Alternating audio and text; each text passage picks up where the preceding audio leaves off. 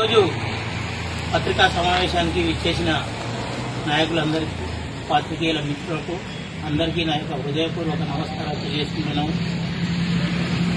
కడియం శ్రీహరి గారు టీఆర్ఎస్ నుంచి గెలిచి కాంగ్రెస్ పార్టీలో చేరిన సందర్భంగా ఆయనను రాజీనామా చేయాలని కోరిన ఉద్దేశంతో రాజయ్య మీద అవాకులు చెవాకులు పేర్చారు.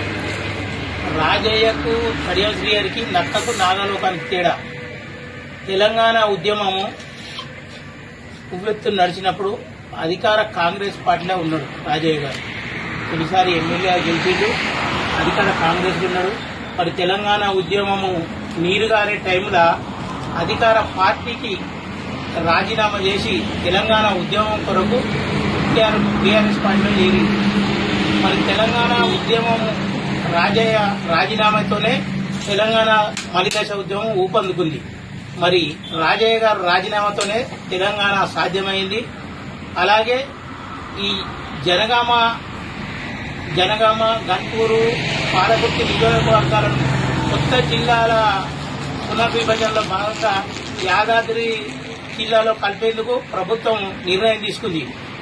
మరి ప్రభుత్వం నిర్ణయం తీసుకుంటే జనగాం డిస్టిక్ కావాలంటే జనగాం డిస్టిక్ 2-3 మండలాలు తక్కువైనాయి. అప్పుడు గన్పూరు, చిత్తూరు, జఫర్గఢ్ ఈ మండలాలను కలిపితే తప్ప జనగాం జిల్లా సాధ్యమయ్యే పరిస్థితి లేదు. మరి అలా ఆ మండలాలేమో మేము ఇదివరకు హన్మకొండలో ఉంటామని వాళ్ళు లెటర్ రాసిచ్చారు. అయినా ఆయన రాజకీయ భవిష్యత్తు పరంగా పెట్టి కూడా జనగాం జిల్లా మనకు ఆ 3 మండలాలను కలిపి ఈరోజు జనగాం జిల్లా సాధ్యమైందంటే కేవలం రాజకీయ కార్యక్రమాలు చెప్తారని మాట్లాడతారు. పనికిరాని కౌరవులు 100 మంది ఎందుకు, ఆయమన్న పాండవులము 5గురం చాలు. ఇంకోసారి దొంగ అంటే భుజాలు తీసుకున్నట్టు మీరు కడుపుకోకూడదు. ఎందుకంటే ప్రజలందరూ తెలుసు ఎవరి పాత్ర ఎంత ఉందో, ఎవరి అవినీతి ఎంత ఉందో, ఎవరు అవినీతి పనులో, ఎవరు నిజాయితీ పనులో అందరూ తెలుసు.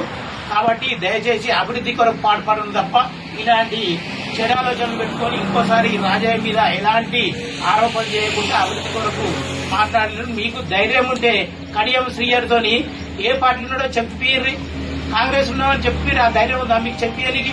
కడియం శ్రీహరి ఏ పార్టీ ఉన్నాడో చెప్పిర్రి ధైర్యం ఉంటే. లేకపోతే రాజీనామా చేసి మళ్ళీ గెలుపు, రాజీనామా చేసి గెలిస్తే నీతి నిజాయితీ ఏందో తెలుస్తుంది కదా. కాబట్టి ఇంకోసారి రాజయ్య మీద ఆరోపణలు చేస్తే మంచిగా ఉన్నది. తీవ్రంగా మేము ఖండిస్తున్నాం.